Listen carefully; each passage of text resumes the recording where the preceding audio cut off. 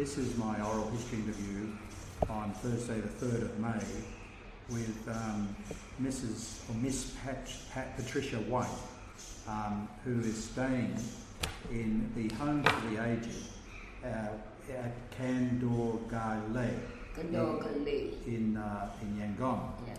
Now, Patricia was born in 1929, which makes her quite elderly, and she's been 9 years in the Home for the Aged. But Patricia, can we go back to you were born of an Irish, your father was Irish? Yes, my father is Irish, my mother is English and Portuguese. And I think you mentioned that your grandparents had come from India, is that right? England. England. Via India or? They went to India. India. Usually you mean the thing you know. This is the story of your grandfather here, which I'll make a copy of. My mother's side. Right. And I was asking you about your childhood here. It was a happy childhood. Yes. With 11 siblings. I was 11th sibling. Number 11. Number 11. And unfortunately, I think a number passed away. Yes. When they were babies. A number of your sisters and brothers passed away when they were young. 5 of them passed away when they were 5 months old. Right. And you were the last one. I wasn't born then. Yeah, you're the lucky last. I'm the lucky last, I think so.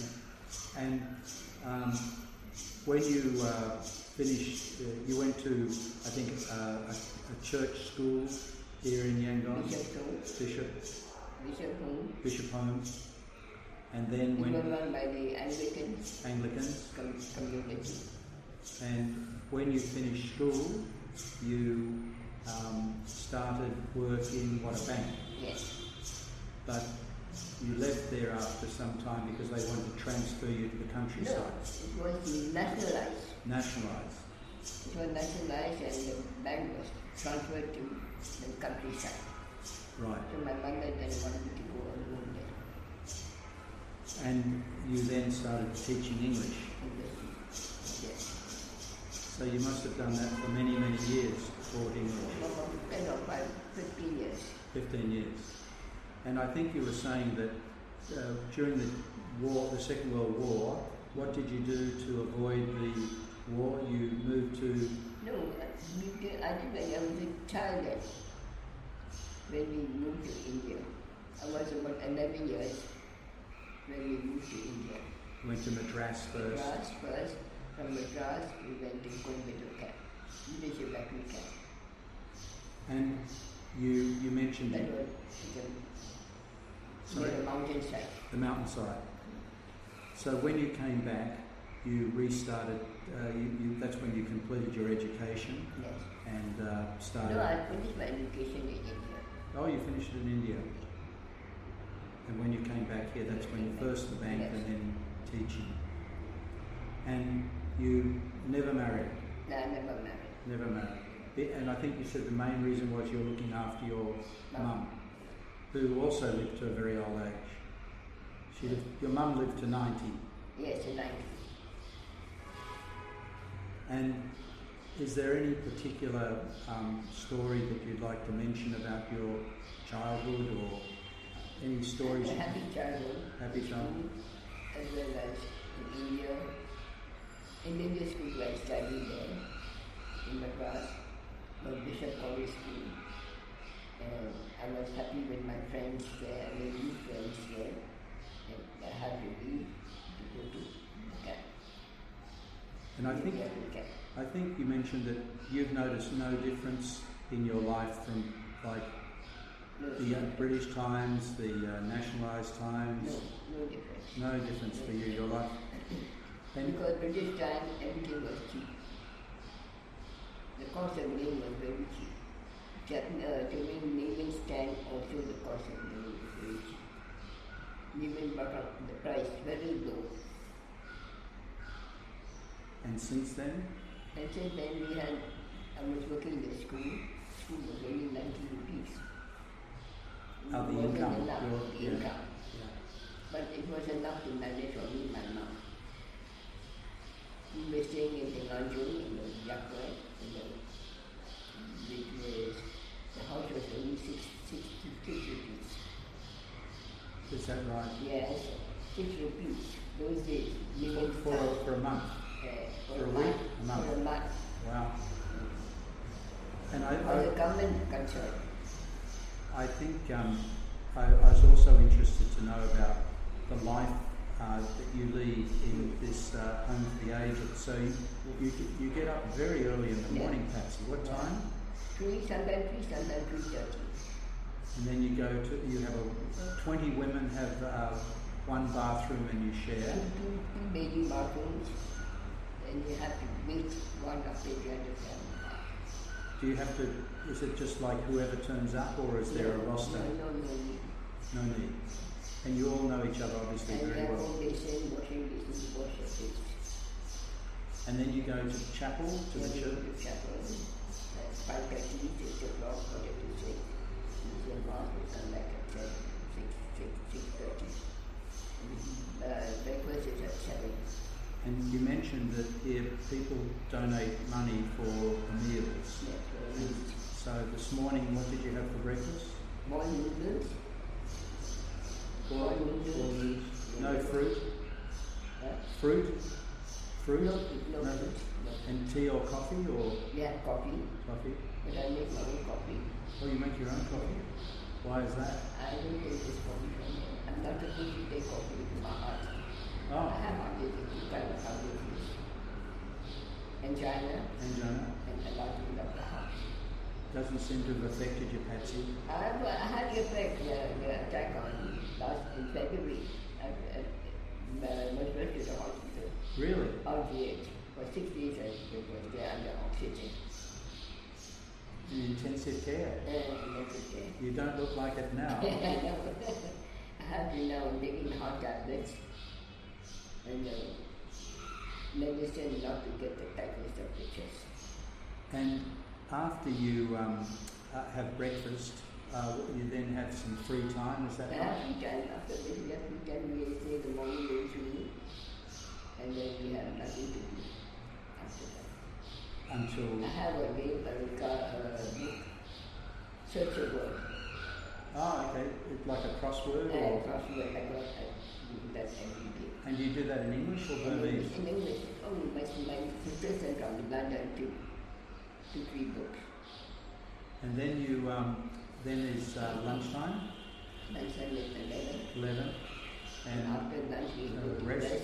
Yeah. At 2 o'clock. And then what happens then? You go talk to church again. For 1 hour adoration. Blessed are to be exposed. And after that we have our tea, 3 o'clock. After 3 o'clock, and then till lunch. Dinner is very early though. 4:30. And is it compulsory to go to all of the church services? So if you don't want to go, you don't have to. And you won't. Well, I need to go, but now I don't go to my leg. Oh. So from there came here. It's a gone under the foot. Yeah. Came right up here. Oh dear. And then instead it came back up here. I mean, down it's all dry. So even though you do go to church, it's not compulsory to go to church. So some people don't go. Some people don't. Yeah. So there are how many women in your part of the 30 women? We have 92 altogether women. 90 women? 92. 92? Upstairs and downstairs. Right. And how many men? Men are 35. And are you required to pay something every month to stay there? No need. No need. No need. But when my nieces come from Australia, we can stay here. Right. They offer food for us. And so it's not supported by the government, it's supported by the church. By the church and by the people. Right. Donors. Because I think you mentioned you were brought up as an Anglican, yeah. But this is actually a Roman Catholic. So I became a Catholic in 1961. Oh, did you? Yes. Why did you do that? When my father died, I was attending the Catholic Church, and my mother was also a Catholic, so I came.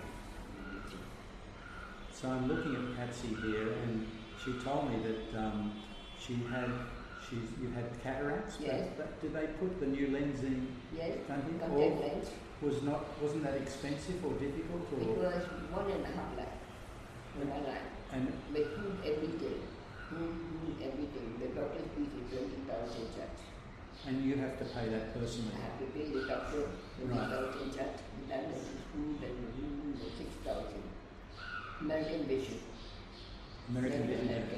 But I guess if you didn't do that, you'd be blind. Yes. So it's made a big difference. After 20 years, I went for the eye operation. Right. From 1981 to 1991. So your vision was not good in those years. Yes. So now it's back to normal. Now it's back to normal. Right. Oh, that's wonderful, isn't it? Yes, it's very wonderful. Yeah. And the only other thing, you've got a sore foot, but you said you had some heart issues. Yes. But as I say, when I look at you, I think you're going to be going for another 20 or 30 years. Thank you so much. I also. So Patsy's given me here a story of her grandfather, who was Captain Bertram Carey. Great-grandfather. Great-grandfather, okay. I'm going to make a copy of that, and I'm going to read it into the podcast so that people understand the story of your great-grandfather. My descendants. Your descendant, yeah. So Patsy, look, I'd like to thank you very much for taking time to talk to me. Well, it's my pleasure. Thank you very, very much. Thank you. Pleasure. Thank you. As mentioned in the interview with Patsy, she's given me a couple of pages with the history of both her father's side of the family and her mother's side of the family. And it's handwritten. I'm not sure whether I can read it all clearly, but I'll do my best in the hope that if this podcast gets to some of her relatives, it'll be helpful for them. So starting with her father's side of the family, James Stephen White. He was an Irishman and an Irish soldier. He had given his services in the Irish Army. His rank in the army was a sergeant, and he was a bugler. After giving his services in the army for many years, he decided to take his release. After his release, he decided to go to Mangalore in India to visit his best friend, who was also an Irishman, and his name was Philip Banks, and his wife, Philip Banks' wife, was Anna. His friend had a daughter by the name of Caroline, and she was a very pretty girl. And James Stephen asked if he could marry her. Permission was granted, and they were married in 1873, and their firstborn child was a girl born in the same year, and she was called Laura. In 1875, they had a boy who they named John Stephen, and that is Patsy's father. In 1877, they had another daughter who was called Alice, and all three of those children were born in Mangalore in India. James Stephen White decided to come to Rangoon because there was plenty of jobs to be had there. So he came to Rangoon with the two girls, Laura and Alice. But John Stephen, Patsy's father, and the Francis's grandfather stayed behind as he was adopted by his grandparents, who looked after him and had given him his education. In 1879, the fourth child was born to James Stephen White and Caroline White. He was named Christian. In 1881, another child was born, a boy, Samson. In 1883, the sixth child was born, a boy named Reginald. And the seventh child, a girl, was born in 1885. Her name was Victoria. Unfortunately, Victoria died at a young age. Laura White married William Willie Manuel, who had worked in the railways as a mail driver. They altogether had 8 children, namely Connie, Sophie, Amy, Joanne, Lucia, Clement, Lewis and Raymond. And then she goes through what happened with those children. Connie married an Englishman, Mr. Whitford. Sophie married Mr. Farrell. Amy never married. And the three of them actually had no children of their own, but Connie adopted some. Joanne married Mr. Menon, and they had 4 children: James, Anne, Oscar, and Juna. Lucy married Mr. Lovett. They had an only daughter, Josephine. She then married Mr. John Terose St. John. Their son is Terose Jr., and he lives in England. When John Terose Sr. died, she remarried Edward Surin, that's Teddy, Walter Surin's uncle. Clement married a Karen girl by the name of Grace. They had 2 daughters. After Clement died in Rangoon, Grace and the 2 girls went to their village. Lewis also married a Karen girl, and they had 1 son, Mervyn Manuel. And Raymond also married a Karen girl and had 2 children, a girl and a boy. As mentioned, John White, Patsy's father, married a young girl of 16 years by the name of Mercy Leosin Carey, and they married in 1907. And they had 11 children. 5 died at the age of 5 months. There were 3 boys and 2 girls, and their names were Eugene, Desmond, Mark, and 2 girls, Clarissa and Victoria. This was between 1908 and 1915. Elaine was born in 1916. Sibylla was born in 1919. Norman was born in 1921. Mary in 1923. Sheila in 1926. And Patsy in 1929. Patsy's uncle, Christian White, married Louisa Cameron, and they had 5 children, namely Gladys, Elsie, Beulah, Dudley and Ossie.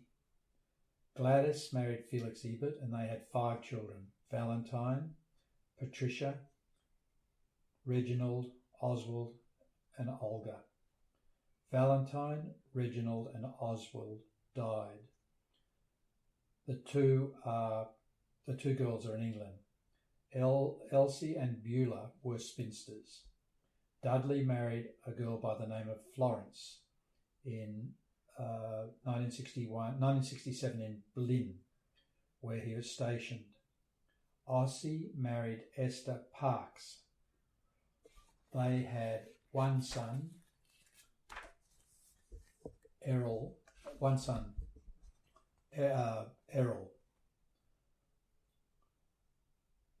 Then they had 3 girls, Thelma, Dorothy, and Nolene. All 3 of the girls are married, and Errol married a girl from Mayetinya.